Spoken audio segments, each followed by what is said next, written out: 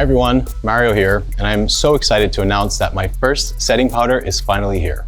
I have been perfecting this formula for years. SurrealSkin Soft Blur Setting Powder is a modern, talc-free, and weightless powder that sets and extends the wear of makeup for 12 hours with all-day shine control. It smooths the skin, it softly blurs the complexion, and it brightens the under eyes with a translucent, natural, skin-like finish. It softly and comfortably sets with pro performance. I will now use the shade Neutral Light all over Dasha to set.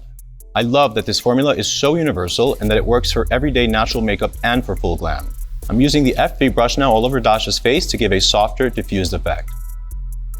Now I'm going in with the shade Fair Pink under the eyes with our new Master Pro Puff. By gently pressing the powder into the skin with the puff, you can create the most natural and soft finish.